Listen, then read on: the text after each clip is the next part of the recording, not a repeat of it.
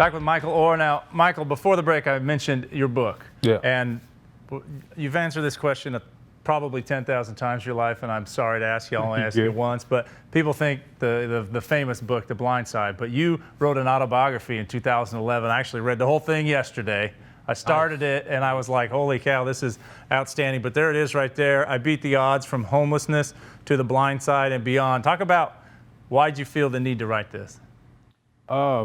You know, it wasn't, to correct anything, from the blind side or, anything like that. But I feel that most people, they really don't know me. You're going to see, the film and stuff like that. But I wanted to just tell some more things about me, that, all the hard work and the dedication that, I put in, and that, I had a lot of help, but mostly, you really have to, dig down deep yourself. And, from the time I was 13, I had a passion, to succeed and to want to be something in life and not get caught up in the environment that I was in. So before, the blind side and everything like that, I was already motivated.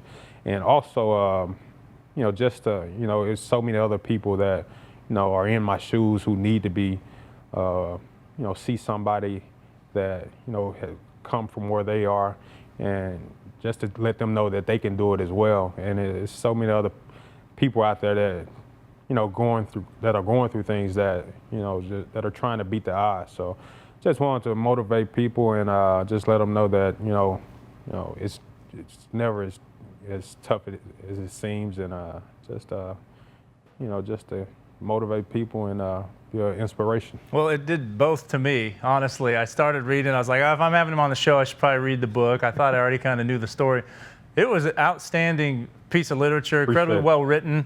I read a lot of books, and I loved it. My wife already started reading it. Nice. I can tell you spent your time, and you really opened up your heart and your backstory, and you mentioned in the book how painful some of that had to have been to relive some difficult parts of your past. But I mean, I grew up in rural Idaho, so a long ways away from the projects. Why didn't you go to Boise? Well, they weren't any good when I was in high school. It was so long ago. I should have gone to Boise there. But you talked about growing up in the projects, and one thing that was incredibly profound to me was you said, if it didn't happen inside your little world, it didn't matter to most of the people there. There was no community thoughts about moving on. Generation after generation kind of just did what everybody else did. Is that true? Yeah, that's basically, how it was. I learned so much. Once I, went out to the school that I graduated from, Briarcrest, I went out there.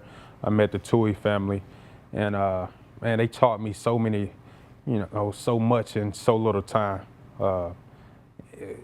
It was like, an example where,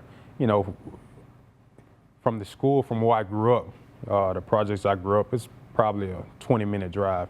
But, the cars that we had, we probably had to take buses out there. And so we thought it took 2 hours and stuff like that. Once I started driving, it's only 15, 20-minute drive. And, you just don't know anything.